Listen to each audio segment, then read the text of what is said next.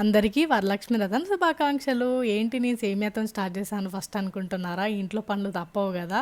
So, ఇంట్లో పనులు చేసుకొని మా వారికైతే సేమియా ఉప్మా చేసి ఇచ్చేసాననమాట. అన్నపూర్ణాదేవిలాగా కడుపైతే నింపాలి కదా! సో, తర్వాత ఇంకా తోరణాలు కట్టేసుకొని చక్కగా పూజ అయితే చేసుకుంటున్నాను. నార్మల్‌గా చేసుకుంటున్నాను.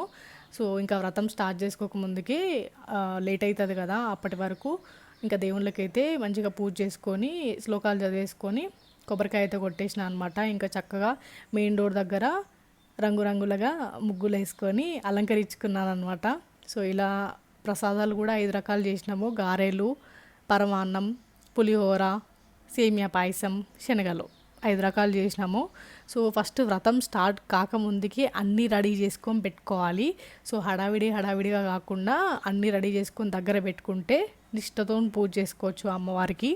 సో, ఇంకా అమ్మవారి ఫోటో పెట్టుకొని ఇంకా అమ్మకి చీర, పూలు, పండ్లు, గాజులు, తమలపాకులు, వక్కలు ఇవన్నీ దగ్గర పెట్టుకొని అమ్మవారికి వాయనం ఇవ్వాలి కదా!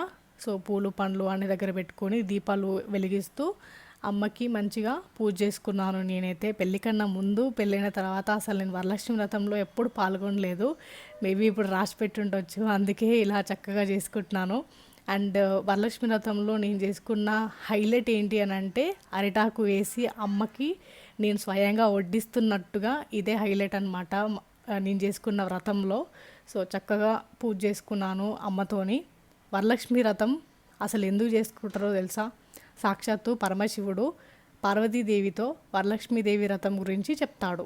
ఒకసారి పార్వతీదేవి పరమశివుడిని, స్వామి, స్త్రీలకు సుఖం, శాంతి, సంపదలు ఇచ్చే వ్రతం ఏదైనా ఉందా అంటే అప్పుడు శివుడు వరలక్ష్మి వ్రతం గురించి చెప్తాడు. స్కంద పురాణంలో ఉంది కూడా ఈ కథ. ఈ వ్రతం గురించి పార్వతీదేవితో చెప్తాడు. చారుమతి అనే ఒక భక్తురాలి గురించి చెప్తాడు. పూర్వం చారుమతి తన భర్త పట్ల అపారమైన భక్తి, ప్రేమతో ఉండేది. లక్ష్మీదేవికి నిష్టతో పూజలు చేస్తూ ఉండేది. ఆమె భక్తికి మెచ్చిన లక్ష్మీదేవి కలలో కనిపించి వరలక్ష్మి వ్రతం చేయమని చెప్పింది. చారుమతి ఆ వ్రతాన్ని శ్రద్ధగా పూజ చేసుకున్నాక ఆమె ఇల్లు బంగారంతో, ఆభరణాలతో నిండిపోయింది. ఈ కథ విని ఆ ఊరి ప్రజలంతా ఈ పూజ చేసి సుఖ సంతోషాలతో జీవించారు. ఈ వ్రతం ఎంతో పవిత్రంగా చేస్తే మీకు నా కటాక్షం లభిస్తుంది అని అమ్మవారు ఆశీర్వదించి అలా శివుడు పార్వతితో ఈ వ్రతం గురించి చెప్పారు.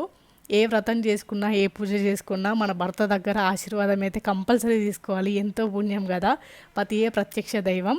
సో, అలా నేను చక్కగా శ్లోకాలు చదువుకొని పూర్తి చేసుకున్నాను నా వ్రతం.